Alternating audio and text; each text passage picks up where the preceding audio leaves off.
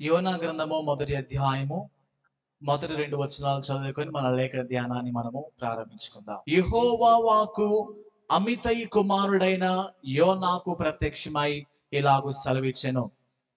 నినివే పట్టణస్థుల దోషము నా దృష్టికి ఘోరమాయెను కనుక నీవు లేచి నినివే మహాపట్టణమునకు పోయి దాని దుర్గతి కలుగునని ప్రకటింపుము.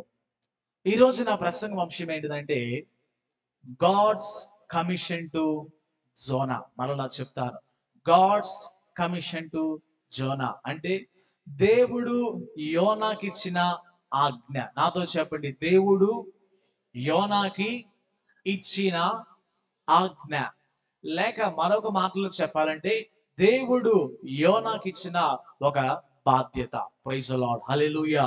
యోనా గ్రంథం యొక్క విశిష్టత ఏంటంటే బైబిల్లో ఏ గ్రంథం కూడా ప్రశ్నతో ముగించబడలా, కానీ యోనా గ్రంథం ఒక్కటే బైబిల్లో చివరిలో ప్రశ్నతో ముగించబడింది. ఏంటిది ఆ లైన్? 11వ వచనము 4:11 నినివే మహాపురం విషయములో నేను విచార పడవద్దా. చాలా బైబిల్లో ఉన్న 66 పుస్తకాల్లో 65 పుస్తకాల ముగింపు అనేది ఎలా ఉండేదంటే దీవెనకరంగా, ఆశీర్వదకరంగా, వారికి కావాల్సిన కొన్ని హెచ్చరిక మాటలు, వాళ్ళని దీవించే మాటలు కనపడతాయి. కానీ బైబిల్లో ఒకే ఒక గ్రంథం ఉంది. ఆ గ్రంథం ఏంటంటే యోనా గ్రంథం అనేది చివరిగా ఎలా ముగించబడిందంటే ఒక ప్రశ్నతో ముగించబడింది. ఈ యోనా ఎవరంటే బైబిల్లో ఉన్న 12 మంది చిన్న ప్రవక్తల్లో ఒక ప్రవక్తగా కనపడతాడు. మనం ఎప్పుడైనా ప్రవక్తల గ్రంథం చదువుతున్నప్పుడు మన మైండ్ లో 2 విషయాలు గుర్తుపెట్టుకోవాలి. అదేంటిదంటే ప్రవక్తల గ్రంథం అనేది 2 రీతులుగా రాయబడింది. ఒకటేమో ప్రవక్త యొక్క మెసేజ్ లేక ప్రవక్త యొక్క వర్తమానం అని కొన్ని పుస్తకాలు ఉన్నవి. రెండో పుస్తకాలు ఎలా ఉంటాయి అంటే ప్రవక్త యొక్క జీవితము. అంటే మీకు అర్థమయ్యే భాషలో నేను ఎలా చెప్పాలనుకున్నానంటే message of profit, life of profit. బైబిల్లో ఉన్న 66 పుస్తకాల్లో ఏ పుస్తకం ప్రవక్తల పుస్తకంగా పిలువబడుతుందో ఆ ప్రవక్తల పుస్తకం అనేది ఎలా ఉండిద్దంటే ఆ పుస్తకం అనేది ప్రవక్త యొక్క వర్తమానమైన ఉండొచ్చు, లేకపోతే ఆ ప్రవక్తల పుస్తకం ఎలా ఉండిద్దంటే ప్రవక్త యొక్క జీవితం గురించి ఉండొచ్చు. మరికొన్ని పుస్తకాలు ఎలా ఉంటాయి అంటే ప్రవక్త యొక్క వర్తమానం ఉండద్ది, ప్రవక్త యొక్క జీవితం కూడా మనకు కనబడుతుంది. అలాగా ఈ యోనా గ్రంథాన్ని చదువుతున్నప్పుడు యోనా గ్రంథంలో ఆయన ద్వారా బయలుపరచబడిన వర్తమానం అనేది తక్కువగా ఉండేది, కానీ ఆయన జీవితం గురించి ఎక్కువగా ప్రస్తావన చేయడం జరిగింది. ప్రైజ్ ది లార్డ్, హల్లెలూయా. కాబట్టి అట్టి రీతిగా ఈ యోనా గ్రంథం అనేది చాలా ప్రత్యేకంగా కనబడింది. సుమారు ఒక 48 వచనాలు కలిగిన ఈ యోనా పుస్తకంలో ఆ 48 వచనాల్లో కూడా ఆయన వర్తమానం అనేది ఒక 2, 3, 4, 5 వచనాల్లో కనబడింది, కానీ మిగతా వచనాలన్నీ ఆయన జీవితమే కనబడింది. ప్రైజ్ ది లార్డ్, హల్లెలూయా. అట్టి రీతిగా ఈ పుస్తకం యొక్క ప్రత్యేకత మనకి కనబడింది. అంత మాత్రమే కాకుండా ఇంకో మాట మీకు చెప్పాలనుకుంటున్నాను. చాలా మంది అంట యూదులు యోనా గ్రంథాన్ని ఎప్పుడు చదువుతారు తెలుసా? యూదులు యోనా గ్రంథాన్ని ఎప్పుడు చదువుతారంటే మధ్యాహ్నం పూట చదువుతారంట. ఎప్పుడు? బైబిల్లో ఉన్న కొన్ని పుస్తకాలు ఒక్కొక్క సమయ సందర్భాన్ని చదువుతారు. అలాగా యోనా అంటే అర్థం ఏంటంటే ఆ గ్రేట్ ఫిష్ లేకపోతే సీ మాన్స్టర్ అని అర్థం వస్తుంది. ఈ యొక్క యోనా ఏ ఊరు నుంచి ఉన్నాడో ఒక మాట చదివి ముందుకెళ్తాను. చదువుకుందాం. రెండో రాజుల గ్రంథము. ఈయన గురించి రాజుల గ్రంథంలో కూడా ప్రస్తావన చేయడం జరిగింది. రెండో రాజుల గ్రంథము 14వ అధ్యాయము 25వ వచనం చదువుకుందాం. గతే పేరు ఊరువాడైన అమితైకి పుట్టిన తన సేవకుడైన యోనా అను ప్రవక్త ద్వారా ఇశ్రాయేలు దేవుడగు యెహోవా సెలవిచ్చిన మాట చొప్పున ఇతడు హమాతునకు పోవు మార్గము మొదలుకొని మైదానపు సముద్రము వరకు ఇశ్రాయేలు వారి సరిహద్దును మరలా స్వాధీనము చేసుకొనెను. మరొక మాట 24వ వచనము లేక 23వ వచనం చదువుకుందాం. 23వ వచనం చదువుకుంటే సరిపోతది. యూదా రాజును యోవాషు కుమారుడైన అమజ్యా ఏలుబడిలో 15వ సంవత్సరం మందు ఇశ్రాయేలు రాజైన యెహోయాషు కుమారుడు యెరోబాము షోమ్రోన్లో ఎలా ఆరంభించిన 41 సంవత్సరములు వేలిను. చాలు. ఈ యొక్క యోనాకారు ఆయన ఎక్కడ జీవించాడు అంటే గత్హేపేరు అనే ఒక ఊరిలో ఉన్నాడంట. ఈ గత్హేపేరు అనే ఊరు ఎక్కడ ఉన్నది అంటే ఇజ్రాయిల్ లో ఉన్నది. ఇందాకే చెప్పాను, ఇజ్రాయిల్ దేశం ఏమో నార్థన్ లో ఉంటది, యోధా దేశం ఏమో సదరన్ లో ఉంటది. అంటే ఈ యొక్క యోనా అనే ఆయన ఆయన యోధా దేశంలో ఉన్నాడా, ఇజ్రాయెల్ దేశంలో ఉన్నాడా? నాతో ఫాలో అవుతున్నారా? ఈ యోనా అని ఆయన యోధా దేశానికి సంబంధించిన వాడు కాదు, కానీ ఆయన ఇజ్రాయెల్ దేశానికి సంబంధించిన వాడు. ఆయన ఏ టైంలో జీవించాడు అంటే 23వ వచన ప్రకారంగా యెరోబాము రాజుగా పరిపాలన చేస్తున్నప్పుడు ఈ యొక్క యోనాకారు ఆయన సేవ చేశాడు. సుమారు ఏ డేట్ మనం ఇవ్వచ్చు అంటే సుమారు ఆయన 8వ శతాబ్దమో లేక 6-7 శతాబ్దాల్లో 8 or 6, 7 ఈ 3 శతాబ్దాల్లో ఆయన సేవ చేసినట్టుగా లేఖనాలు చాలా క్లియర్ గా మనకి సెలవిస్తున్నాయి. ఓకే, చదువుకున్న లేఖనంలోకి మనం వెళ్ళి మన లేఖనాన్ని మనము ధ్యానం చేద్దాం. యోనా గ్రంథము 1వ అధ్యాయము 1వ వచనం చదువుకుందాం. యోనా గ్రంథము 1వ అధ్యాయము 1వ వచనం చదువుకుందాం. యెహోవా వాక్కు అమితై కుమారుడైన యోనాకు ప్రత్యక్షమై ఇలాగు సెలవిచ్చాడు. చాలు. ఇక్కడ దేవుడు యోనాకి ఏమయ్యాడు? అందరు నా కల చూడండి. దేవుడు యోనాకి ఏమయ్యాడు? ప్రత్యక్షమయ్యాడు. ఎవరికి ప్రత్యక్షమయ్యారు? పరలోకమందున్న యెహోవా భూలోకంలో ఉన్న ఒక చిన్న గ్రామంలో, ఊరు అంటే సిటీ కాదు, ఊరు అంటే ఏంటిది? గ్రామం. ఒక చిన్న గ్రామంలో ఉంటున్న ఒక ప్రవక్తగా పిలువబడుతున్న ఒక సామాన్యుడైన యోనాకి దేవుడు ప్రత్యక్షమయ్యాడు. ప్రైజ్ ది లార్డ్, హల్లెలూయా. అంటే ఇప్పుడు దేవుడు ప్రత్యక్షం అవ్వాలంటే ఒక వ్యక్తి సిటీలోనే ఉంటే ప్రత్యక్షం అవుతాడా? దేవుడు ఒక వ్యక్తి ప్రత్యక్షం అవ్వాలంటే తను బంగాళాల్లో కారుల్లో తిరుగుతుంటే వారికే ప్రత్యక్షం అవుతాడా? ఒకవేళ దేవుడు ఎవరు ప్రత్యక్షం అవుతాడు? లేకపోతే ఉన్నతమైన స్థానాలు అంటూ ఉన్నతమైన పేర్లు పెట్టుకుంటూ మనం పేరు ముందు ఇది, మన పేరు వెనక అది ఇది అని చెప్పుకొని దేవుడు వారి ప్రత్యక్షం అవుతాడంటే అదేమి కాదు. ఇక్కడ కనపడుతున్న యోనా ఈయన ఎవరంటే చాలా చాలా సామాన్యుడిగా కనపడుతున్నాడు ఈ యోనా.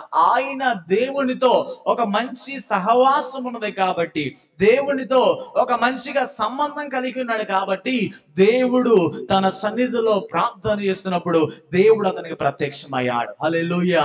కాబట్టి ఈ రోజు మనకి కూడా దేవుడు ప్రత్యక్షం కావాలంటే మనము కూడా దేవుడితో సహవాసము కలిగి ఉండాలి. ప్రైజ్ ది లార్డ్, హల్లెలూయా. ఒకవేళ దేవుని ప్రత్యక్షత మనం పొందుకున్నామా? ఇంతకు ఒక పాట పాడాను, ఎంతమంది దీన్ని గుర్తుంచుకున్నారు? దేవా నీ ముఖం ఎలాంటిది? నీ ముఖం ఎలాంటిది? నీ స్వరము ఎలా చెప్పగలిగాడు? దేవుడి స్వరం మాధుర్యం ఎలా చెప్పాడు? దేవుడి ముఖం మనోహరం అంటే చెప్పాడు. ఆయన పాదాలు ఎలాంటి అంట? అనే ఈ యోనాకారు కూడా దేవుడు ప్రత్యక్షమయ్యాడు కాబట్టి ఆయన ఎట్టివాడో చెప్పగలుగుతున్నాడు. ప్రైజ్ ది లార్డ్, హల్లెలూయా. ఆ యోహాను గారు కూడా పద్మాసులో కూడా దేవుణ్ణి చూడగలిగాడు కాబట్టి చెప్పగలిగాడు. ఒక ప్రశ్న, దేవుడు ఎలా ఉన్నాడో మనము సొంతగా సాక్ష్యం ఇవ్వగలమా? ఆయన స్వరము ఎలా ఉన్నదో మనము సాక్ష్యం ఇవ్వగలమా? ఆయన ముఖరూపం ఎలా ఉన్నదో మనము సాక్ష్యం ఇవ్వగలమా? రాత్రి ఇదే ప్రశ్న నేను చర్చిలో వాక్యం చెప్తా సంఘంలో అడిగా. ఎప్పుడైనా దేవుడిని చూచారంటే ఒక చిన్న అబ్బాయి 6th or 7th చదువుతున్నాడు. ఆ అబ్బాయి చెప్పాడు, అన్నా నేను దేవుడిని చూచాను అన్నా అన్నాడు. ఎలా ఉంటాడు రా అని అడిగా. ఆయన తెల్లగా ఉన్నాడు అన్నా. సినిమాలో చూసావా? ఎవరైనా చెప్తే విన్నామంటే లేదన్నా, ఒకరోజు నేను ప్రార్థన చేసుకొని పడుకుంటే దేవుడు నా కల్లో కనపడ్డాడన్నా అని చెప్పాడు. ప్రైజ్ ది లార్డ్, హల్లెలూయా. మీ పిల్లలు పడుకుంటే ఏం కళ వస్తున్నాయి? మమ్మీ ఏదో మీద వచ్చి కూర్చున్నట్టుంది అని కళ వస్తుంది. ఒకవేళ మనమే పడుకుంటే నీకే కళ వస్తుంది? ఏదో వేరే దేశాలు తిరుగుతున్నట్టు కళ వస్తుందా? ప్రార్థన చేసుకోండి, అయ్యా నా జీవితంలో నీ ముఖ దర్శనం నాకు కావాలి. హల్లెలూయా. నా జీవితంలో ఎవరి స్వరం వినాలి? అట్టి అనుభవం గుండా మనం వెళ్దాం. ఇటువంటి కలిగిన యోనాకి దేవుని వాక్కు ప్రత్యక్షమై ఒక మాట సెలవిస్తుంది. ఈరోజు నేను 3 మాటలు చెప్పేసి నా మాటలు నేను ముగిస్తా.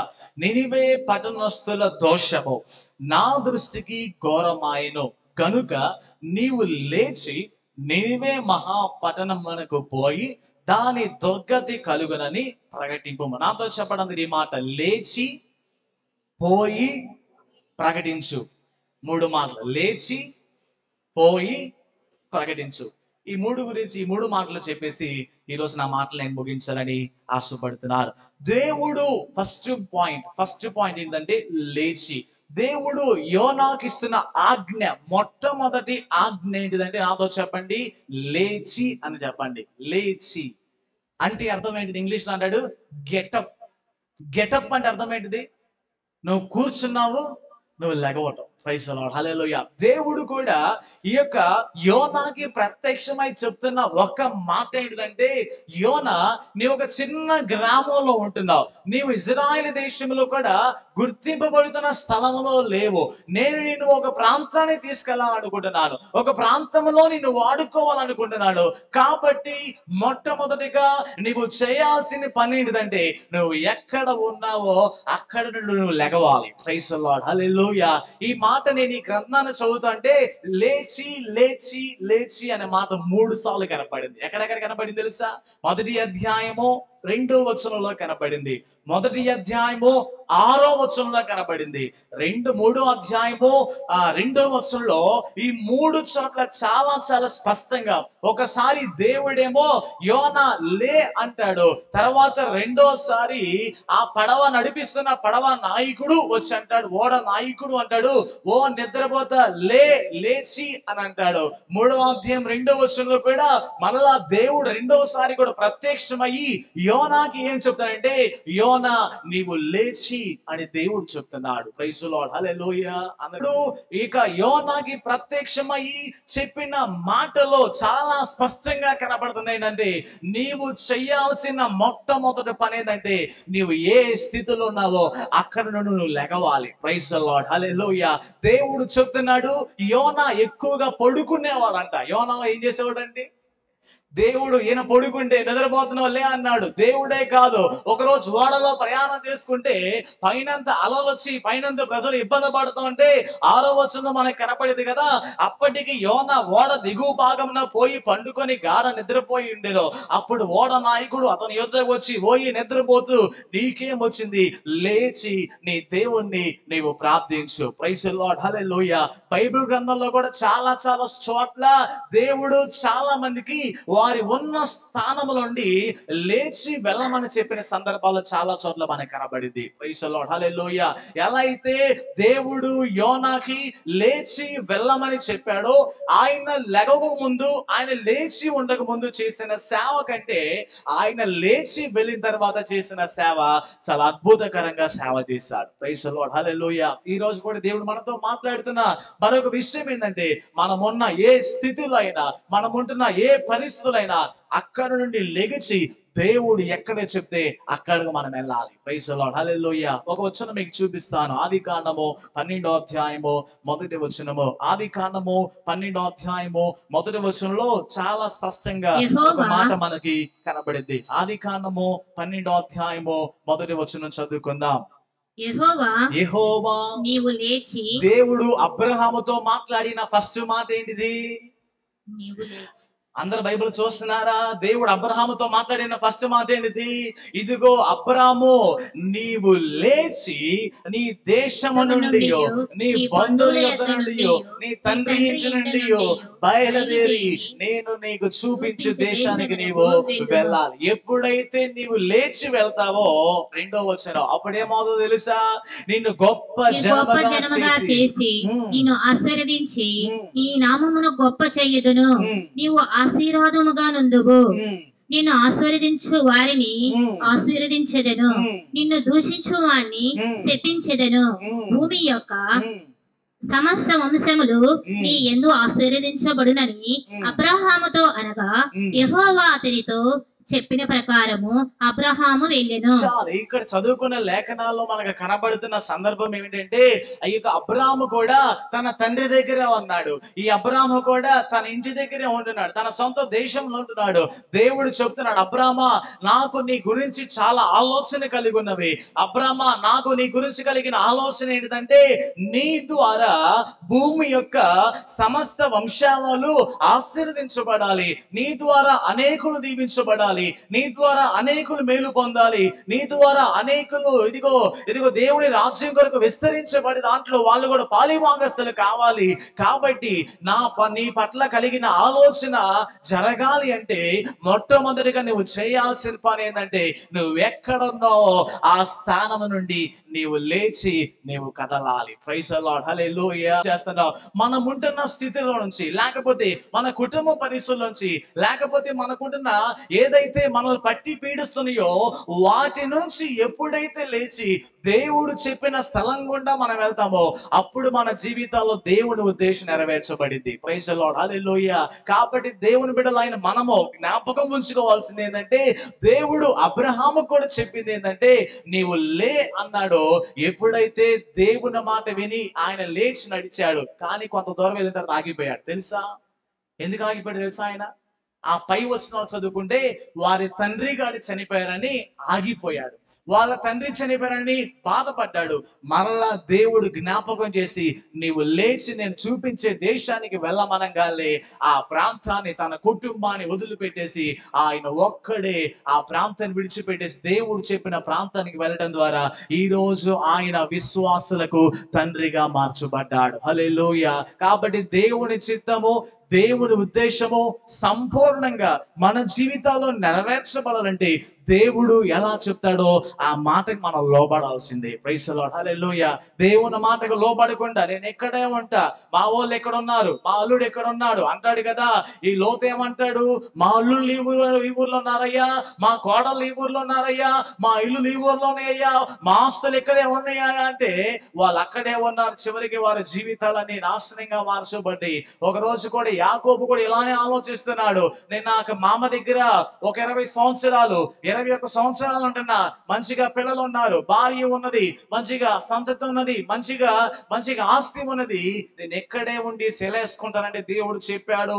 ఆదికాండము 35వ అధ్యాయం మొదటి వచనము, ఆదికాండము 35వ అధ్యాయం మొదటి వచనంలో దేవుడు చెప్పిన మాట చదువుతున్నట్టయితే అక్కడ కూడా దేవుడు యాకోబుకు కనబడి ఒకే ఒక మాట చెప్తాడు. దేవుడు యాకోబుతో, యాకోబు తన త్రోవను వెళ్ళుచుండగా, 35వ అధ్యాయం మొదటి వచనం చదువుకుందాం. 35 మొదటి వచనము, దేవుడు యాకోబుతో నీవు లేచి బేతేలుకు వెళ్ళి అక్కడ నివసించి నీ సహోదరుడైన ఏసావు ఎదుట నుండి నీవు పారిపోయినప్పుడు నీకు కనపడిన దేవునికి అక్కడ బలిపీఠము కట్టుమని చెప్పగా, చాలు. ఇక్కడ యాకోబుకు చూసినట్లయితే తన మామ దగ్గర ఒక 21 to 25 ఇయర్స్ దాకా అక్కడే ఆయన స్థిరపరచబడటం ద్వారా, అక్కడే ఉండడం ద్వారా చాలా సేఫ్ జోన్ లో ఉన్నాడు. ఇంకో మాట మీకు చెప్పాలనుకుంటున్నా, దేవుడు ఎందుకని యోనాని లేచి వెళ్ళమన్నాడంటే, ఆయన ఉంటున్న జోన్ ఏమో కంఫర్ట్ జోన్, ఆయన వెళ్ళాలనుకున్న జోన్ ఏమో చాలా రిస్క్ అయిన జోన్. అంటే ఆయన ఏమనుకున్నాడంటే, నేను ఉంటున్న ప్రాంతంలో నా మీద అటాక్ లేదు, నేను ఉంటున్న ప్రాంతంలో అందరూ నా మాటలు వింటున్నారు, నేను ఉంటున్న ప్రాంతంలో నాకు క్షేమం ఉంది, నాకు కావలసిన సమస్తం ఉంది అని ఎలా అయితే యోనా ఆలోచించాడో ఎగ్జాక్ట్ గా ఈ యాకోబు కూడా అలానే ఆలోచించాడు. నేను నా మామ దగ్గర ఉన్నాను, నా పిల్లలు ఉన్నారు, నా పిల్లల్ని చూసుకోవడానికి మా మామ మా అత్తగారు ఉన్నారు, అంత మాత్రమే కాకుండా మా సంపద చూసుకోవడానికి దాసీలు ఉన్నారు, మాకు ఇబ్బంది ఏం లేదు, మేము ఇక్కడే ఉండాలనుకుంటే దేవుడు చెప్పాడు, నేను నిజంగా నిన్ను ఆశీర్వదించి నిన్ను దీవించాలంటే నువ్వు ఎక్కడైతే బలిపీఠం కట్టి వదిలేసావో నువ్వు ఆ ప్రాంతానికి వెళ్ళమని దేవుడు చెప్పాడు. ప్రైజ్ ది లార్డ్, హల్లెలూయా. ఆ ప్రాంతానికి వెళ్ళటం అనేది అంత ఈజీ కాదు. ఎందుకో తెలుసా? ఆ ప్రాంతానికి వెళ్ళటం అనేది అంత సేఫ్ కాదు. ఆ ప్రాంతానికి వెళ్తే ఎందుకని నష్టపోతారంటే, ఈయన ప్రాంతానికి వెళ్తే తన సొంత అన్న వచ్చి చంపే అవకాశం ఉంది. కానీ దేవుడు చెప్పాడు, నీవు లేచి వెళ్ళమని చెప్పాడు. ప్రైజ్ ది లార్డ్, హల్లెలూయా. ఎప్పుడైతే దేవుని మాటకి వెళ్ళాడు కాబట్టి దేవుడు తన అన్నను కూడా మార్చి కుటుంబంలో దేవుడు సమాధాన పరిచాడు. కాబట్టి దేవుని బిడ్డలైన మనము ఒకవేళ ఈ రోజు ఆదివారం నాకు బాగా ఇంట్లోనే పడుకున్నా, వెళ్తాను, నా పరిస్థితులు సరిగా లేవు, ఎక్కడే ఉంటానంటే మన పరిస్థితి అలానే అయిపోతుంది. నాకు ఎన్ని అనారోగ్యం ఉన్నా, ఎన్ని పరిస్థితులు ఉన్నా సరే నేను దేవుని మందిరానికి లేచి వెళ్తాను, లేకపోతే నేను దేవుని సన్నిధిలో లేచి ప్రార్థన చేస్తానని అట్టి తీర్మానం మనం తీసుకున్నప్పుడు దేవుడు మన తీర్మానాన్ని స్థిరపరిచి ఆయన ఆశీర్వదించే దేవుడు ఆయన్నాడు. ప్రైజ్ ది లార్డ్, హల్లెలూయా. యోబు గ్రంథం 1వ అధ్యాయం 5వ వచనంలో చాలా స్పష్టంగా ఒక మాట కనబడేది. యోబు గ్రంథం 1వ అధ్యాయము 5వ వచనంలో ఒక మాట చాలా స్పష్టంగా ఏం కనబడేది అంటే, యోబు అంట ప్రతిరోజు పెందల కాడని లేచి తన పిల్లల కొరకు ఆయన బలిపీఠాలు కడుతూ ప్రార్థన చేసేవాడు. ప్రైజ్ ది లార్డ్, హల్లెలూయా. యోబు ఎర్లీ మార్నింగ్ ఏం చేసేవాడండి? ఎర్లీ మార్నింగ్ ఏం చేసేవాడు?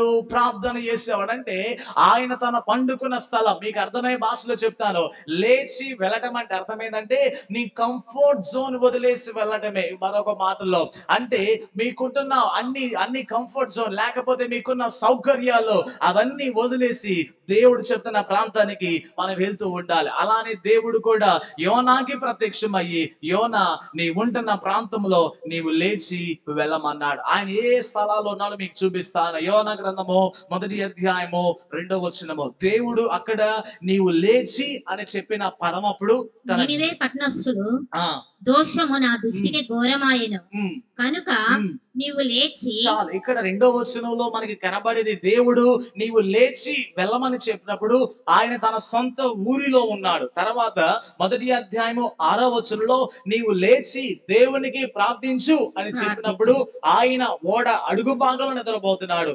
3వ అధ్యాయము 2వ వచనంలో నీవు లేచి వెళ్ళి నినివే మహాపురమునకు పోయి నేను నీకు తెలియజేయ సమాచారము దాని ప్రకటన చేయుము. చాలు. అంటే ఈ 3 సందర్భాల్లో చూసినట్లయితే యోనాకి లేచి వెళ్ళే అనుభవం ఉందా? యోనాకి కూర్చున్న అనుభవం ఉందా? నేను చెప్పిన మాట మీకు అర్థమైందా? ఈ 3 వచనాలు చదువుకున్నప్పుడు యోనాకి ఇలా లేచి పని చేసే అలవాటు ఉందా? ఆడే కూర్చోవడం అలవాటు ఉందా? ప్రైజ్ ది లార్డ్, హల్లెలూయా. అంటే ఈవెన్ కనీసం ఆయన నినివే పట్టణానికి వెళ్ళినప్పుడు, నినివే పట్టణంలోకి ఎప్పుడైతే చేప కక్కేసిందో, ఆ పెద్ద మత్స్యం ఎప్పుడైతే ఆయన బయటికి కక్కివేశాడో, అప్పుడు కూడా ఆయన అలానే సముద్రం దగ్గర ఉండి, అప్పుడు కూడా అలానే ఆ పట్టణం బయట ఉండి అలానే చూస్తా తీరిగ్గా ఉండి దేవుడు మరలా ప్రత్యక్షమై చెప్తున్నాడు, నీవు నీ గ్రామంలో ఉంటే నేనే లేపా, నీవు ఆ ఓడలో పడుకుంటే నేనే లేపా, ఈ ప్రాంతాన్ని తీసుకొచ్చా, నేను నిన్ను లేపుతున్నాను, నీవు లేచి వారికి నువ్వు సువార్త చెప్పాలి. ప్రైజ్ ది లార్డ్, హల్లెలూయా. కాబట్టి దేవుని బిడ్డలైన మనము ఉంటున్న పరిస్థితులు అక్కడే పెరిగిపోవడం కాదు, ఉంటున్న పరిస్థితులు అక్కడే కూరికిపోవడం కాదు, దేవుడు మనల్ని ఎక్కడికి వెళ్ళమన్నా ఏది చేయమన్నా సరే నీ కొరకు నేను చేస్తానని ఒక అడుగు ముందుకేసి దేవుని కోసం నడవాలి. ప్రైజ్ ది లార్డ్, హల్లెలూయా. ఒకవేళ యోనా కనుక దేవుని మాటకు లోపడకపోయినట్లయితే, ఒకవేళ యోనా కనుక దేవుడు చెప్పిన పదము, దేవుడు చెప్పిన ఆజ్ఞకు లోపడకుండా అక్కడే ఉన్నట్లయితే దేవుని ఉద్దేశాన్ని నెరవేర్చేవాడు కాదు, ఆయన గురించి ఈ రోజు మనము ధ్యానం చేసేవారు కాదు. కాబట్టి దేవుని బిడ్డలైన మనము మొట్టమొదటిగా మనం నేర్చుకునే విషయం ఏంటంటే, మనకున్న కంఫర్ట్ జోన్ వదిలేసి దేవుడు చెప్పిన స్థలానికి మనం నడవాలి. హల్లెలూయా. అది ఆశీర్వదించబడిన జీవితంగా ఉంటది, అప్పుడు మన కుటుంబం దీవించబడినగా ఉంటది, అప్పుడు దేవుని చిత్తం అనేది మన జీవితాల్లో సంపూర్ణంగా నెరవేర్చబడింది. రెండో మాట చెప్తాను. 2వ వచనం, 1వ అధ్యాయము 2వ వచనంలో ఇంకో మాట, కనుక నీవు లేచి నినివే మహాపట్టణమునకు పోయి. రెండో మాట, ఫస్ట్ మాట చెప్పాను, దేవుడు యోనాకి ఇచ్చిన ఆజ్ఞలో ఫస్ట్ ఆజ్ఞ ఏమని చెప్పానండి? లేచి. రెండో మాట ఏంటిది? పోయి. ఒకటి లేచి, రెండవది పోయి. ఈ పదాన్ని మీరు చాలా చాలా అబ్జర్వ్ చేయండి. ఈ మాటలు నేను ధ్యానం చేస్తుంటే నాకే చాలా షాక్ గా అనిపించింది. ఎందుకంటే ఆయన ఒకటి లెగటం మాత్రమే కాకుండా ఆయన వెళ్ళమని కూడా దేవుడే చెప్పాడు. ఒకటేమో లెగమని చెప్పాడు, రెండోది దేవుడు వెళ్ళమని అని చెప్పాడు. పో అని చెప్తే ఆయన ఏ ప్రాంతానికి వెళ్ళమంటే ఏ ప్రాంతానికి వెళ్ళాడు? దేవుడు ఏ ప్రాంతానికి వెళ్ళమంటే ఏ ప్రాంతానికి వెళ్ళాడు? యోనా గారు నినివేకి వెళ్ళమంటే తర్షీష్కి వెళ్ళాడు. ఆయన ఏ ఊర్లో ఉన్నాడు? ఇజ్రాయెల్ దేశంలో ఉన్నాడు. దేవుడు తనని ఈస్ట్ భాగంలో ఉన్న నినివే అనే ఊరు వెళ్ళమన్నాడు. ఆయన ఈస్ట్ భాగంలో ఉన్న నినివేకి వెళ్ళకుండా వెస్ట్ భాగంలో ఉన్న తర్షీష్కి వెళ్ళటం జరిగింది. మరొక మాట, రెండో మాటలో చాలా బాగా గుర్తు పెట్టుకోవాలి. చాలా మంది దేవుడు చెప్పాడు అని లెగిచే అనుభవం ఉంటది, దేవుడు చెప్పాడు వెళ్ళమన్న అనుభవంలోకి వస్తారు, కానీ ఆ వెళ్ళే దాంట్లో సరైన డెస్టినేషన్కి వెళ్ళరు. నేను చెప్పిన మాట మీకు అర్థమైందా? చాలా మంది వెళ్తూ ఉంటారు, చాలా మంది నడుస్తూ ఉంటారు, చాలా మంది పోయే అనుభవం ఉంటది, కానీ వారు ఆ నడిచే అనుభవాల్లో కూడా సరైన ఎండింగ్ అనేది మనకి కనపడదు. ఇక్కడ యోనా గారు కూడా చేస్తున్న పని ఏంటిదంటే, దేవుడు తనని ఒక ప్రాంతం నుంచి వెళ్ళమన్నాడు. యోనా వారి ఊరి పేరు ఏమని చెప్పాను ఇందాక? యోనా వారి ఊరి పేరు ఏం చెప్పాను? 2వ రాజుల గ్రంథము 14వ అధ్యాయంలో 23వ వచనం కనబడింది కదా. యోనాది ఏ ఊరని చెప్పాను? గత్హే పేరు అనే ఊరంట. గత్హే పేరు అంటే అర్థం ఏంటంటే వైన్ ప్రెస్ అని అర్థం. లేకపోతే ద్రాక్ష ద్రాక్ష ఉంటది కదా, ద్రాక్ష తోటలో కాసే ద్రాక్ష కాయలు ఉంటాయి కదా, ఆ ద్రాక్ష కాయలని ఒక రసంగా చేసి ఒక ప్లేస్ ఉండిద్ది. ఆ ప్లేస్ గా ఆయన ఉండే లొకేషన్ ని పిలుస్తారు. దేవుడు చెప్తున్నాడు, నీ ఉంటున్న ప్రాంతం అంతా ఫుల్ గ్రేప్స్ ఉంటవి, నువ్వు ఉంటున్న ప్రాంతం అంతా నీకు మంచిగా మంచిగా ఇక గ్రేప్స్ జ్యూస్ ఇదంతా దొరుకుతుంది, కాబట్టి నీవు ఆ స్థలాన్ని విడిచేసి దేవుడు తనని నినివేకి వెళ్ళమంటే ఆయన తర్షీష్కి వెళ్ళాడు. ఎందుకని తర్షీష్కి వెళ్ళాడో కొన్ని మాటలు మీకు చెప్తా. బైబిల్లో తర్షీషు అనే పదము 25 సార్లు ఉపయోగించబడింది. ఎన్నిసార్లు ఉపయోగించబడిందండి? మీరు ఎప్పుడైనా తర్షీష్ గురించి బైబిల్లో విన్నారా? మనకి బైబిల్లో సుపరిచితంగా కనబడే ఫేమస్ వాక్యం, ఫేమస్ కొటేషన్, ఫేమస్ లైఫ్ ఎక్కడంటే, సొలొమోనుకి కలిగే సంపద అంతంట తర్షీష్ నుంచి వచ్చేదంట. ఎక్కడి నుంచి వచ్చేదండి? తర్షీష్ నుంచి వచ్చేది. ఎందుకంటే ఈ తర్షీషులో చాలా చాలా విలువ కలిగిన బంగారం, చాలా విలువ కలిగిన విలువ కలిగిన తర్వాత వెండి, ఇత్తడి, ఇనుమ ఎజెకియెలు గ్రంథము 27వ అధ్యాయంలో కనబడుతుంది. అంటే ఈయన ఈ సొలొమోనుకి తనకు కలిగిన ఈ యొక్క సోర్స్ లేకపోతే ఇన్కమ్ లేకపోతే సంపద ఇదంతా ఎక్కడి నుండి ఫేమస్ గా కలగదంటే ఆ తర్షీష్ నుంచే ఎక్కువగా ఈ యొక్క సొలొమోనుకి కలుగుతా ఉండేది. అంటే అర్థమైందంటే ఇజ్రాయెల్ ప్రజల వారికి తర్షీష్ వారికి మధ్యలో చాలా విధమైన కనెక్షన్స్ ఉండడం ద్వారా ఆ ప్రాంతంలో మంచిగా వస్తున్న అన్ని ఇక్కడ తీసుకురావడం, ఎక్కడ ఉన్నవన్నీ అడుగు తీసుకెళ్ళడం ద్వారా రెండు దేశాల్లో మంచి కనెక్షన్ ఉండడం ద్వారా ఈ యొక్క యోనా ఆలోచించాడు, దేవుడు నన్ను ఇజ్రాయెల్ దేశంలో చాలా చక్కగా నాకు ఎప్పుడు కావాలన్న జ్యూస్ దొరుకుతుంది, ఎప్పుడు కావాలన్న మంచి లగ్జరీ లైఫ్ ఉంటది, కాబట్టి ఇప్పుడు నాకు లగ్జరీ కావాలంటే నిన్వేకి వెళ్ళాలా, తర్షీష్కి వెళ్ళాలా? తర్షీష్కి వెళ్ళాలనుకున్నాడు. ఎందుకని తర్షీష్కి వెళ్ళాలనుకున్నాడు? నేను తర్షీష్కి వెళ్తే నాకు ఏ పని అయినా దొరుకుతుంది, తర్షీష్కి వెళ్తే నేను చాలా ధనవంతుని అవ్వచ్చు, నేను మంచిగా లగ్జరీగా ఉండాలనుకున్నాడు. కానీ దేవుడు నినివేకి వెళ్ళమంటం జరిగింది. బైబిల్లో నినివే అనే పదం ఎక్కడ ఫస్ట్ కనబడిందంటే ఆది కాండము 10వ అధ్యాయము. ఆది కాండము 10వ అధ్యాయము 11వ వచనంలో నినివే అనే పదం బైబిల్లో ఫస్ట్ ఎక్కడ కనబడింది? అసలు ఈ నినివే పట్టణాన్ని ఎవరు కట్టారు అని చూసినట్లయితే బైబిల్ గ్రంథంలో ఆది కాండము 10వ అధ్యాయము 11వ వచనం, 11వ వచనం 12వ వచనం చూసినట్లయితే ఆ దేశం నుండి 10వ వచనం చదువుకుందా, షీనారు దేశంలోని బాబేలు, ఎరకు, అకదు, కల్నే అను పట్టణములు అతనికి రాజ్యము మొదలు. ఆ దేశం నుండి అష్షూరుకు బయలుదేరి వెళ్లి నినివేను, రహబోతును, కాలహును, నినివేకును, కాలహకును మధ్యనున్న రెసేనును కట్టించెను. ఇదే ఆ మహాపట్టణం. అంటే ఫస్ట్ వర్డ్ మనకి ఎక్కడ కనబడుతుందంటే బైబిల్లో ఈ ఆది కాండములో 10వ అధ్యాయము 11వ వచనంలో నినివే పట్టణం గురించి మనకి కనబడింది. కానీ ఇంకో మాట మీకు చెప్పాలనుకుంటున్నా, ఈ నినివే పట్టణము ఎంత ఉండిద్దంటే సుమారు అంట 1900 ఎకరాలు అంట. ఆ దేశం అంతా ఎన్ని ఎకరాలండి? బైబుల్లో ఇంత మనం చూడొచ్చు. ఆయన మనకి 3వ అధ్యాయం అనుకుంటే కనబడింది. ఆ ఊరు నడిస్తే ఎన్ని రోజులు పట్టిద్దంట? యోనా గ్రంథము 3వ అధ్యాయం 2వ వచనంలో అనుకుంటే కనబడింది. యోనా గ్రంథం 3వ అధ్యాయంలో 3వ వచనంలో అంటాడు కదా, నినివే పట్టణము దేవుని దృష్టికి గొప్పదై 3 దినాల ప్రయాణం అంతా పరిమాణం కలిగిన పట్టణము. అంటే దేవుడు ఏ పట్టణానికి వెళ్ళమన్నాడంటే నినివే అనే పట్టణానికి వెళ్ళమన్నాడు. ఈ నినివే అనే పట్టణం అంట 1900 ఏకర్స్. ఈ నినివే పట్టణము 1900 ఎకరాలు. మెయిన్ రోడ్లు కానీ సబ్ రోడ్స్ కానీ ఏ రోడ్లు అయినా సరే నడవటానికి 3 రోజులు పట్టే ప్రాంతాన్ని, అటువంటి ప్రాంతం కలిగిన స్థలానికి దేవుడు యోనా గారిని వెళ్ళమన్నారు. అంత మాత్రమే కాకుండా ఈ నినివే పట్టణం అంట ఎలా ఉండిద్దంటే దాని చుట్టూ చాలా చాలా బలిష్టమైన ఒక వాల్ లేకపోతే ఒక ప్రాకారం ఉండేదంట. ఈ నినివే పట్టణము ఎందుకని ఫేమస్ అంటే ఆ నాటి దినాల్లో సుమారు ఒక 50 సంవత్సరాల దాకా ఇదే ప్రపంచంలో అతి పెద్ద సిటీగా పిలువబడింది. అంత మాత్రమే కాకుండా ఈ సిటీకి ఉన్న మంచి ఫేమస్ ఏంటంటే ఇంత నేను మీకు చెప్పాను, ఈస్ట్ వెస్ట్ అని చెప్పే కదా, ఈస్ట్ వెస్ట్ ప్రాంత ప్రాంతానికి వెళ్ళే వారికి ఎవరైనా సరే మధ్యలో ఒక కనెక్టింగ్ ఏరియా ఉన్నదంటే ఈ నినివే పట్టణంగా ఉంటది. అంత మాత్రమే కాకుండా ఈ నినివే పట్టణం యొక్క అర్థం ఏంటిదంటే చేప అని అర్థం అంట. నినివే పట్టణానికి పేరు అర్థం ఏంటిది? యోనా అంటే అర్థం ఏంటిది? ఈ యోనా అంటే అర్థం ఏంటిది? పెద్ద చేప అని చెప్పారు. నినివే అంటే అర్థం ఏంటిది? చేప. ఈ ప్లేస్ అంతా ఎలా ఉంటదంటే ఎక్కువగా ఫిష్ లేకపోతే ఎక్కువగా సముద్రంలో జరుగుతున్న అనేకమైన ట్రేడింగ్ కలిగిన ఈ ప్రాంతానికి దేవుడు యోనా గారిని వెళ్ళమన్నాడు. ఎందుకని ఈ మాటలన్నీ మీకు చెప్తున్నానంటే మొట్టమొదటిగా దేవుడు యోనాని నీవు లేచి వెళ్ళమన్నాడు కదా. రెండో మాట చెప్తున్నాను. రెండో మాట దేవుడు రెండో ఆజ్ఞ దేవుడి యొక్క యోనా గారికి ఇచ్చిన రెండో ఆజ్ఞ ఏంటిదంటే నీవు పోయి. ప్రైజ్ ది లార్డ్, హల్లెలూయా. నీవు పోయి అంటే దేవుడు వెళ్ళమంటున్నాడు. ఏ ప్రాంతానికి వెళ్ళమనంటే నినివే ప్రాంతానికి వెళ్ళమంటే ఆయన తర్షీష్ కి వెళ్ళాడు. ఇంకో మాట మీకు చెప్తాను, ఇంకో అర్థమయ్యే మాటలో దేవుడు మనల్ని వెళ్ళమంటున్న సమయంలో ఏ ప్రాంతానికి వెళ్ళాలి, ఏ దిక్కుకి వెళ్ళాలి, ఏ డెస్టినేషన్ కి వెళ్ళాలని కూడా మనం దేవుని దగ్గర ఒక క్లారిఫికేషన్ మనం తీసుకోవాలి. ప్రైజ్ ది లార్డ్, హల్లెలూయా. అంతేకాని అందుకు ఒక సామెత ఉంది కదా, గుడ్డోడు నడిస్తే ఎక్కడికి పోయి పడతారంట? నేను చెప్పిన మాట మీకు అర్థమైందా? గుడ్డోళ్ళు నడిస్తే ఎక్కడికి వెళ్తారు?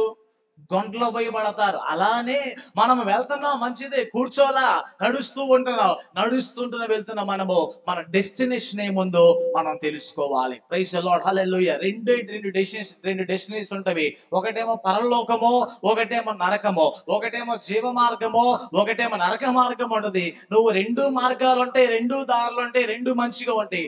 ఆ నడిచే దారిలో గమ్యం ఏదో ఏమొస్తుందో మనము తెలుసుకోవాలి. ప్రైజ్ ది లార్డ్, హల్లెలూయా. మనకు కూడా చాలా సహవాసాలు ఉంటాయి, చాలా ఫ్రెండ్షిప్స్ ఉంటాయి, చాలా మంచిగా ఫ్రెండ్స్ ఉంటారు, ప్రజలు ఉంటారు. నీ ప్రతి వారితో సహవాసం చేస్తున్నప్పుడు, వారితో కలిసి నువ్వు నడుస్తూ వెళ్తున్నప్పుడు నీ గమ్యం ఎక్కడికి దారి తీస్తుందో కూడా మనము ఆలోచించాలి. మనము లెగవటము ఇంపార్టెంట్, కానీ దానితో పాటుగానే మనము లేచి ప్రయాణం చేస్తున్నప్పుడు కూడా ఏ ప్రాంతానికి ఏ డెస్టినేషన్ కి వెళ్తున్నామని కూడా మనము చాలా చాలా జాగ్రత్తగా మనము ఆలోచించాలి. మూడో మాట చెప్పేసి నా మాటలు నేను ముగిస్తాను. ఒక మాట చూపిస్తాను. మత్తయి సువార్త 28వ అధ్యాయము 18వ వచనం చెప్తాను, చదువుకుందాం. మత్తయి సువార్త 28వ అధ్యాయము 18వ వచనం చదువుకుంటే అక్కడ ఒక మాట కనపడిద్దండి. ఈ మాట చెప్తే ఈ సెకండ్ మాట మనకు అర్థమవుతుంది. మత్తయి సువార్త 28వ అధ్యాయము 18వ వచనం నుంచి ఒక మాట మనం చదువుకుందాం.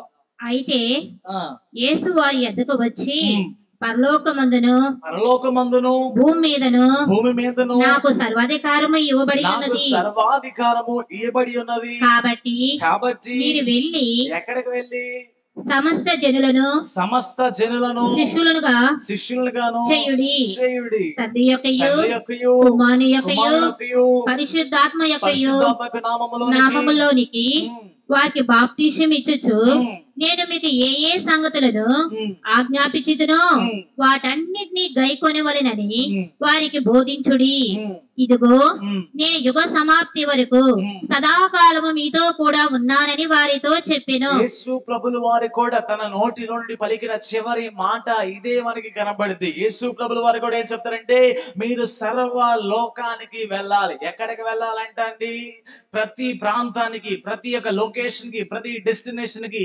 ఈ ప్రపంచంలో ఎన్ని పిన్ కోడ్స్ ఉన్నాయో, ఈ ప్రపంచంలో ఎన్ని జిప్ కోడ్స్ ఉన్నాయో ప్రతి ప్రాంతంలోకి వెళ్ళంట యేసు ప్రభులు వారే. ఆయనే నిజమైన దేవుడు, ఆయనే రక్షించేవాడు, ఆయనే నిత్య జీవం ఇచ్చే దేవుడు అని దేవుని బిడ్డలైన మనము అనేకులకి ప్రకటిస్తూ అనేకులను దేవునికి శిష్యులుగా మనము మార్చాలి. ప్రైజ్ ది లార్డ్, హల్లెలూయా. వెళ్తున్న మనకి దేవుడు ఇస్తున్న మూడో మాట చెప్పాను. ఒకటేమో లెగవమన్నాడు, రెండోదేమో వెళ్ళమన్నాడు, మూడో మాట దేవుడు యోనాకు చెప్పే మాట ఏంటంటే ప్రకటించమని చెప్పాడు. ప్రైజ్ ది లార్డ్, హల్లెలూయా. మూడో మాట ఏంటిది? ప్రకటించండి. సేమ్ యేసు ప్రభులు వారి తన నోట్లోంచి వస్తున్న మాట కూడా ఇదే. మీరు శిష్యులుగా చేయటం మాత్రమే కాకుండా 20 వచనం అంటాడు కదా, నేను మీకు ఏ ఏ సంగతులు ఆజ్ఞాపించుదునో వాటి అన్నిటినీ గైకొనాలని వారికి బోధించుడి. ప్రైజ్ ది లార్డ్, హల్లెలూయా. దేవుడు కూడా ఈ యొక్క యోనాకి ప్రత్యక్షమయ్యి ఏమని బోధించమన్నాడు తెలుసా? దేవుడు యోనాకి ఏమని బోధించమన్నాడంటే మొదటి అధ్యాయము 2వ వచనంలో లాస్ట్ లైన్ లో కనబడింది. దేవుడు యోనాని ఏమని ప్రకటించాడు, యోనా వెళ్ళి ఏమి ప్రకటించాడు మీకు చూపిస్తాను. దేవుడు యోనాకి ఏమి చెప్పమన్నాడు? 2వ అధ్యాయము లాస్ట్ లైన్, నీవు ఆ మహాపట్టణానికి పోయి మహాపట్నముకు పోయి దానికి దుర్గతి కలుగునని ప్రకటింపుము. ప్రకటించుమన్నాడు. దేవుడు ఏమి కలుగుదని ప్రకటించమన్నాడండి? దుర్గతి అంటే అర్థం ఏంటిది? నాశనము. దుర్గతి అంటే అర్థం ఏంటిది? వినాశనము, విపత్తు. ఈ దేశం మీదకి దేవుని ఉగ్రత వస్తుంది అని దేవుడు చెప్పంటే మనోడు ఏం చెప్పాడో చూద్దాం. 3వ అధ్యాయంలో ఉన్న 5వ వచనము లేక 4వ వచనం చదువుకుందాం. 4వ వచనం చదువుకుందాం. యోనా 3వ పట్టణంలో అధ్యాయము 4వ వచనం చదువుకుందాం. దేవుడు ఏమి చెప్పమన్నాడు? ఈయన ఏం చెప్పాడు? యోనా ఆ పట్టణములో ఆ ఒక దిన ప్రయాణమంత దూరము ఆ సంచరించుచు ఆ ఇక 40 దినములకు ఉమ్. నినివే పట్టణము నాశనమగునని ప్రకటన చేయగా, చాలు. ఇక్కడ నాతో చెప్పండి ఈ మాట. 40 దినములకు నినివే పట్టణము నాశనమగును. ఎన్ని పదాలు మొత్తం? 5 పదాలు. ఒకటి 40, రెండోది దినాలకి, మూడోది నినివే, నాలుగోది పట్టణము, ఐదవది నాశనమగును. 5 మాటలే చెప్పాడండి. ఎంతమంది రక్షించబడారు తెలుసా? 4వ అధ్యాయం 11వ వచనం చదువుకుందాం. 4:11. అయితే ఆ 120,000 కంటే ఆ ఎక్కువై ఆ కుడి ఎడములు ఎరుగని జనమును చాలు. అంటే ఆ ప్రాంతంలో 120,000 మంది అంటే అర్థం ఏంటిది? 1,20,000 బయటనా? 120,000 మంది అంటే క్యాలిక్యులేషన్ ఏంటిది? 1,20,000 మంది ప్రజలు మారడానికి గల కారణం ఏంటి తెలుసా? 5 మాటలు. ప్రైజ్ ది లార్డ్, హల్లెలూయా. కానీ దీన్ని కొద్దిగా లోతుగా అబ్జర్వ్ చేస్తే మనకి కనబడే విషయం ఏంటంటే, ఈయన చెప్పిన మాట అనేది ఎలా ఉందంటే స్పష్టంగా చెప్పలా. ఆయన చెప్పిన మాట 40 దినాలకి నినివే పట్టణం నాశనం అవుతుందని చెప్పాడు. కానీ ఆ నాశనం కాకుండా ఉండాలి అంటే ఏమి చేయాలో చెప్పలా. ఇంకోటి కూడా చెప్పలా.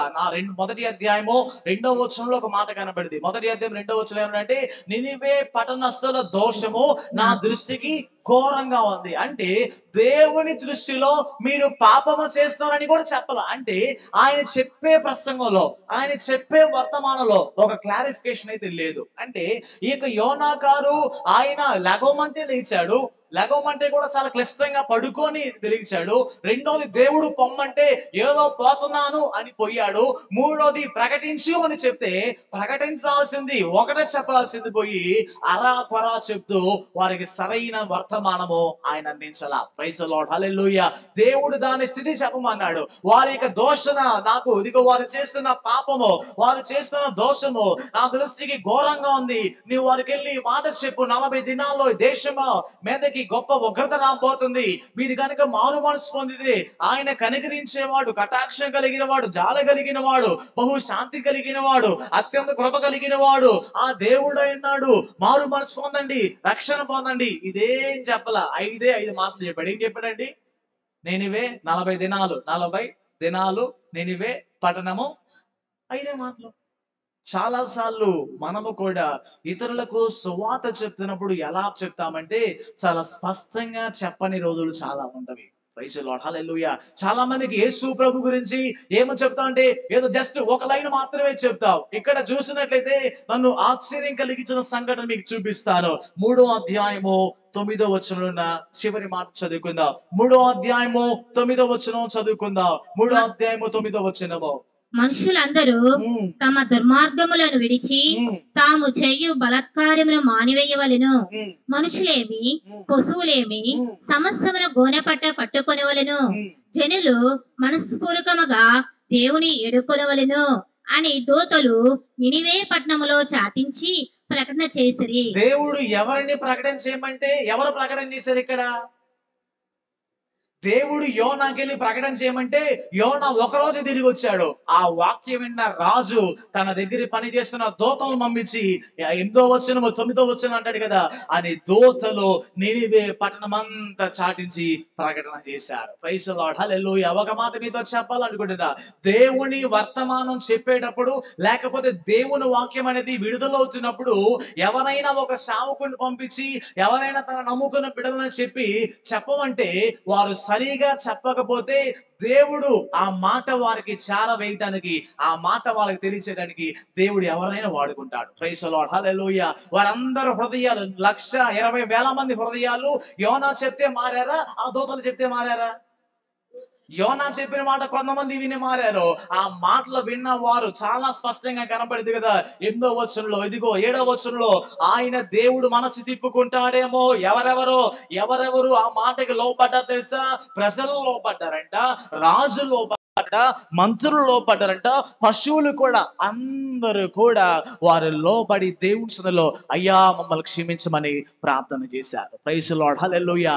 మూడోది చెప్పాలనుకున్న మాట, ఒకటి నీవు లేచి నీ కంఫర్ట్ జోన్ వదిలేసి నీవు లేవాలి.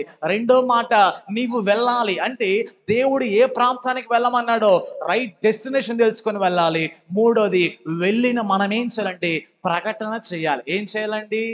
యేసు ప్రభులు వారు కూడా మత్తయి సువార్త 4వ అధ్యాయం 17వ వచనంలో అంటాడు. యేసు ప్రభులు వారు మత్తయి సువార్త 4వ అధ్యాయం 17వ వచనంలో ఆయన చేసిన ప్రకటన ఏమిటో తెలుసా? 4:17లో ఒక మాట అంటాడు. మత్తయి సువార్త 4:17 ఏమన్నాడంటే, అప్పటి నుండి యేసు పరలోక రాజ్యం సమీపించినది కనుక మారు మనసు పొందినని చెప్పుచు ప్రకటింప మొదలు పెట్టాను. యేసు ప్రభు వారు తన చేస్తున్న సేవా దినాల్లో ఆయన చెప్పిన ఒకే ఒక ప్రసంగం అంశం ఏంటంటే, పరలోక రాజ్యం సమీపించింది, మారు మనసు పొందండి. ప్రైజ్ ది లార్డ్, హల్లెలూయా. నాతో చెప్పండి, పరలోక రాజ్యము సమీపించినది, మారు మనసు పొందండి. ఆయన చెప్పింది ఇదే మాటలో. ఆ పరలోక రాజ్యంలో ఉన్న అనేకమైన లోతైన సత్యాలు ఆయన చెప్తున్నాడు. అంత మాత్రమే కాకుండా యెషయా గ్రంథము 61వ అధ్యాయము 1వ వచనంలో ఒక మాట కనపడింది చాలా క్లియర్ గా. యెషయా గ్రంథము 61వ అధ్యాయం 1వ వచనంలో అక్కడ ఒక మాట ఏం కనపడిందంటే, దేవుడు అంట నన్ను ఎందుకని అభిషేకించాడంటే తన సువర్తమానము పేదలకు చెప్పడానికి దేవుడు నన్ను అభిషేకించాడు. ప్రభువకు యెహోవా ఆత్మ నా మీదకి వచ్చి ఉన్నది, దీనులకు సువార్తమానము ప్రకటించుటకు. చాలు. మనం చూసినట్లయితే యేసు ప్రభుల వారి జీవితంలో కూడా ఆయన ఎందుకని అభిషేకించబడాడంటే అనేకమైన వారికి సువార్త చెప్పడానికి. హల్లెలూయా. ఈరోజు దేవుడు నిన్ను రక్షించాడు, దేవుడు మనందరిని రక్షించాడు. దానికి గల కారణం ఏంటంటే మన ద్వారా అనేకులు కూడా దేవుని వాక్యం వినాలి. ప్రైజ్ ది లార్డ్, హల్లెలూయా.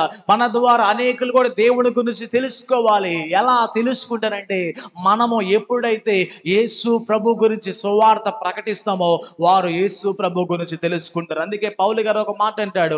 1 కొరింథీ రాసిన పత్రిక 9వ అధ్యాయము 6వ వచనం ఏమంటాడంటే, 1 కొరింథీ రాసిన పత్రిక 9:6లో ఒక మాట అంటాడు. అక్కడ ఒక 9:16 అనుకుంటానా, 9వ అధ్యాయము 16వ వచనం చదువుకుంటే ఒక మాట అంటాడు, నేను సువార్తను ప్రకటింపకపోయినలా నాకు శ్రమ. ఎవరెవరు చెప్తున్నారండి? అపోస్తలుడైన పౌలు గారు తన సంఘానికి చెప్తున్న మాట ఏంటంటే, దేవుడు నా మీద ఒక భారం పెట్టాడు, ఆ సువార్త భారాన్ని ప్రకటించకపోతే నాకు శ్రమ. మనం ఎప్పుడు గుర్తుపెట్టుకోవాలి, సువార్త ప్రకటించమనేది కేవలం సేవకుల బాధ్యత మాత్రమే కాదు. సువార్త ప్రకటించడం అనేది కేవలం యేసు ప్రభు దగ్గర ఉంటున్న పరిచర్య చేస్తున్న వారే కాదు. సువార్త ప్రకటించడం అనేది ఆయన నమ్ముకున్న ప్రతి వారి మీద బాధ్యత ఉన్నది. ప్రైజ్ ది లార్డ్, హల్లెలూయా. ఆయన నమ్ముకున్న ప్రతి వారి మనము యేసు ప్రభు గురించి ఇతరులకు మన సువార్త చెప్పాలి. పౌలు అంటాడు, నేను ఎవరి గురించి సువార్త చెప్తున్నానంటే 1 కొరింథీ రాసిన పత్రిక కనపడింది కదా, సిలువ వేయబడిన క్రీస్తుని గురించి మేము ప్రకటిస్తున్నాం. ప్రైజ్ ది లార్డ్, హల్లెలూయా. మరొక చోట అంటాడు, మేము ఎవరి గురించి ప్రకటిస్తున్నామో ఆయన సిలువ వేయబడి మరణించి మరలా పునరుద్ధానమైన యేసు ప్రభు గురించి మేము ప్రకటిస్తున్నాం. కీర్తనకారుడు ఒక మాట అంటాడు. కీర్తన గ్రంథము 105వ అధ్యాయము 1వ వచనంలో ఒక మాట ఉంది. కీర్తన గ్రంథము 105వ అధ్యాయము 1వ వచనంలో కీర్తనకారుడు ఒక మాట అంటాడు, మనం యెహోవాకు కృతజ్ఞతాస్తుతులు చెల్లించుడి. 105వ కీర్తన 1వ వచనం అందరూ కలిసి నాతో చెప్పండి, యెహోవాకు కృతజ్ఞతాస్తుతులు చెల్లించుడి, ఆయన నామమును ప్రకటన చేయుడి, ఆయన నామమును ప్రకటన చేయుడి, జనములలో ఆయన కార్యములను తెలియజేయుడి. ఎవరికి? ప్రజలకి మనం ఏం చేయాలి తెలుసా? అన్ని జనులకు మనం ఏం చెప్పాలి తెలుసా? ఆయన మన జీవితంలో చేసిన కార్యాలను తెలియపరచాలి. ప్రైజ్ ది లార్డ్, హల్లెలూయా. అంటే దేవుడు మన జీవితాల్లో కార్యాలను ఇతరులకు చెప్పాలని ఆయన మనకు ఒక బాధ్యత ఇచ్చాడు. ప్రైజ్ ది లార్డ్, హల్లెలూయా. నీకు అనారోగ్యం అనారోగ్యం వచ్చినప్పుడు అప్పుడే బాధపడటం కాదు, నీకు అనారోగ్యం వచ్చినప్పుడు అప్పుడే ప్రార్థన చేసుకోవడం కాదు, నీకు స్వస్థత కలిగిన వెంటనే అనేకులకి నీ గురించి సాక్ష్యం చెప్పాలి. ప్రైజ్ ది లార్డ్, హల్లెలూయా. నాకు ఇలా బలహీనంగా ఉంటే ప్రార్థన చేసుకున్నా, ఇలా అలా అనారోగ్యంగా ఉంటే దేవుడు నన్ను జ్ఞాపకం చేసుకున్నాడు, ఇలా చీకటిలో ఉన్నప్పుడు దేవుడు నన్ను విడిపించాడని అనేకులకి సాక్ష్యం చెప్తున్నప్పుడు వారు మన సాక్ష్యం ద్వారా బలపరచబడుతూ దేవుని యొక్క నామం అనేది మహిమపరచబడటం జరిగింది. ప్రైజ్ ది లార్డ్, హల్లెలూయా. ఒకవేళ వాళ్ళకి డైరెక్ట్ గా వాక్యం చెప్పడానికి నీకు అవకాశం లేకపోయినా నీవు వారికి సువార్త చెప్పు, నీవు వారికి నీ సాక్ష్యం చెప్పు, దాని ద్వారా దేవుని జీవితాల్లో ఎలా మార్చాడో చెప్పు, వారు దాని ద్వారా ప్రభావితమై వారు యేసు ప్రభు వైపు వారు త్రిప్పబడతారు. ప్రైజ్ ది లార్డ్, హల్లెలూయా. మూడవదిగా మనం చూసినట్లయితే దేవుడు యోనాకి ఇచ్చిన ఆజ్ఞ ఏమిటంటే వెళ్ళి ప్రకటించు అని చెప్తే తన ప్రకటనలో స్పష్టంగా లేకుండా చాలా సగం మాత్రమే చెప్పాడు, చాలా అతి తక్కువ చెప్పాడండి. కానీ తన చెప్పిన ఆ కొన్ని మాటలైనప్పటికీ దేవుడు కొంతమందిని పట్టుకున్నారు, దేవుడు కొంతమంది హృదయాలను తెరిచారు. ఆ రాజులు అధికారులు అందరూ మారు మనసు పొంది యేసు ప్రభు దగ్గర పశ్చాత్తాపం పొందారు కనుక దేవుడు ఆ దేశానికి ఆ ప్రాంతానికి మరలా ఆయుష్ను దేవుడు పొడిగించడం జరిగింది. ప్రైజ్ ది లార్డ్, హల్లెలూయా. ఈయన ప్రకటించకపోతే, ఈయన వెళ్ళకపోతే, ఈయన కూర్చుంటే పరిస్థితులు ఎలా ఉండేవి? నేను చెప్పిన మాట మీకు అర్థమైందా? ఈయన ప్రకటించకపోతే, ఈయన వెళ్ళకపోతే, ఈయన అక్కడే కూర్చున్నట్లయితే ఆ ప్రాంతం వారి మీదకి దేవుని ఉగ్రత వచ్చేదేమో, ఆ ప్రాంతం వారి మీదకి దేవుని యొక్క చిత్తం నెరవేర్చబడేది కాదేమో. ఈ రోజు దేవుడు మనతో మాట్లాడుతున్న విషయం ఏంటంటే సంఘమైన మనము ఎక్కడే ఉండడం కాదు. నేను చెప్పిన మాట మీకు అర్థమైందా? రెండే 2 నిమిషాలు ముగిస్తా. సంఘమైన మనము ఈ ప్రాంతాల్లో ఈ 4 గోడల మధ్య ఉండటం కాదు, సంఘమైన మనము లేచి ఈ నసరపేట పట్టణంలో ఈ చుట్టుపక్కల ఉన్న ప్రాంతాల్లో సువార్త మనం చెప్పాలి. ప్రైజ్ ది లార్డ్, హల్లెలూయా. ఇక్కడ నుండి లేచిన మనము పోయి అని చెప్పే కదా, వెళ్తున్న మనము సరైన గమ్యాన్ని మనం చూచి వెళ్ళాలి. ఏ ప్రాంతంలో అవసరత ఉందో చూడాలి, ఏ ప్రాంతంలో దేవుణ్ణి ఎరగని వారు వెళ్ళాలి, ఏ ప్రాంతంలో వారికి దేవుని మాటలు కావాలో గుర్తించి ఆ ప్రాంతానికి వెళ్ళాలి. దేవుడు నినివేకి వెళ్ళమంటే తర్షీష్కి వెళ్ళటం కాదు, ఏ ప్రాంతానికి దేవా పంపిస్తావో ఆ ప్రాంతానికి వెళ్ళాలి. అక్కడికి వెళ్ళిన మనము చెప్పాల్సిన ఒక మాట 2 మాట అయినా సరే స్పష్టంగా చెప్తాము, కార్యం చేసేది దేవుడు అయి ఉన్నాడు. ప్రైజ్ ది లార్డ్, హల్లెలూయా. నేను చెప్పిన మాట అర్థమైందా? 3 మాటలు. నీవు లేచి, రెండవది నీవు పోయి, నీవు ప్రకటించు. దేవుడు ఈ సంఘానికి మనతో మాట్లాడుతున్న మాట, ఈ సంఘంలో ఉన్న మనము కేవలం మనతోనే, ఈ కొద్ది మందితోనే మనం సర్ది పెట్టుకొని ఇక్కడే బాగుంది, ఫ్యాన్ లైట్ కుర్చీ ఎంత బాగుంది, చక్కగా చల్లగా ఉంది, ఇక్కడే ఉండిపోవటం కాదు. ఈ స్థలం నుండి సంఘముగా మనం లేచి బయట ప్రాంతాలకు వెళ్ళి అనేకులకు సువార్త చెప్తూ అనేకులు ప్రభు దగ్గర నడిపించాలి. హల్లెలూయా. దేవుడు యోనాకి ఇచ్చిన ఒక ఆజ్ఞల్లో కూడా 3 కనబడతాయి. లేచి, పోయి, ప్రకటించు. మోకరించండి, ప్రార్థన చేసుకుందాం.